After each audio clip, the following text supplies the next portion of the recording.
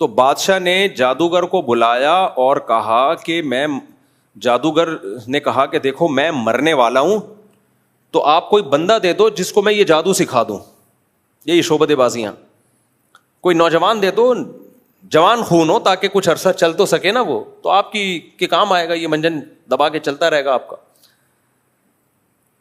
تو ایک نوجوان کو بادشاہ نے دے دیا, کسی گھر غریب فیملی سے لیا ہوگا, بھائی اس بے روزگار ہے اس کو سکھاؤ. یہ صحیح حدیث سے یہ مضمون ثابت ہے جو میں بیان کر رہا ہوں سورہ بروج کی تفسیر میں. تو اب ہوا کیا کہ جب وہ جو جادوگر تھا نا, جو نوجوان تھا, اس نے جادو سیکھنا شروع کیا اس زمانے کی پھونکوں والی سرکار سے کہ یار صرف یہ پھونک آپ کی کل مرنا بھی ہے نا, پھونک نکلے گی بہرحال ایک نہ ایک دن, کتنی بھی پھونکوں کے سلنڈر بھروا لو, موت کا فرشتہ آتا ہے تو اچھوں کی پھونک نکال دیتا ہے. تو اس سے پہلے کہ بادشاہ کی پھونک نکل جائے, کسی اور کو یہ پھونکوں والا فن سکھا دیا جائے. تو جادوگر بڈھا ہو گیا تھا, اس نے پھر اس نوجوان کو سکھانا شروع کیا. اب اللہ کی قدرت یہ کہ وہ بچہ جب اپنے گھر سے نکل کے آتا تو راستے میں ایک راہب, اس دور میں عیسائی مذہب برحق مذہب تھا, عیسائیت, اس میں راہب جو عیسائیوں میں بزرگ ہوا کرتے تھے, تو راستے میں ایک بزرگ تھے. تو بابے ہر دور میں رہے ہیں, یہ ذہن میں رکھنا, جو کہتے ہیں نا بابوں کو نہیں مانتے وہ اسلام ہی کو نہیں مانتے. ہاں, دو قسم کے بابے, نیک بابے. تو بابوں سے تعلق کے بغیر دین نہیں آتا میرے بھائی. ہاں, بابا صحیح ہونا چاہیے, خود صحیح عقیدے پر ہو, لیکن یہ کہنا میرا کوئی بابا ہی نہیں ہے تو اس کا مطلب یہ گمراہ ہے. تو راستے میں ایک بابا تھا, راہب, اللہ والا. تو یہ نوجوان جب جادوگر کے پاس آتا تو آتے ہوئے بھی اس راہب سے ملتا ہوا آتا اور گھر جاتے ہوئے بھی راہب سے ملتا ہوا آتا. جب جادوگر کے پاس آتا تھوڑی دیر ہو جاتی, جادوگر پوچھتا دیر سے کیوں آئے ہو, تو یہ کچھ گول مول بات کر دیتا, گھر میں دیر ہو گئی.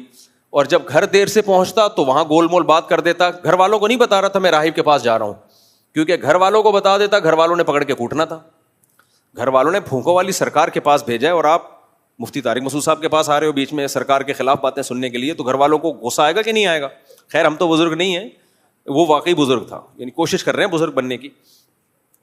تو اب وہ راہب کے پاس 2 دفعہ اور 1 دفعہ کس کے پاس, بولو, جادوگر کے پاس. تو اس نوجوان کو راہب کی باتیں زیادہ اٹریکٹ کرنے لگی کہ یار اس کی باتوں میں توحید ہے, نماز ہے, روزہ ہے, صلہ رحمی ہے, اوٹ پٹانگ پھینکتا نہیں ہے, لمبی لمبی ہے, لاجک کی بات کرتا ہے. اور یہ جو جادوگر ہے یہ لالچی بھی ہوتے ہیں, جھوٹے بھی ہوتے ہیں, کذاب بھی ہوتے ہیں, اور بہت ساری فحش حرکتوں میں کی عزتوں کو لوٹا ہے نا ان جادوگروں نے.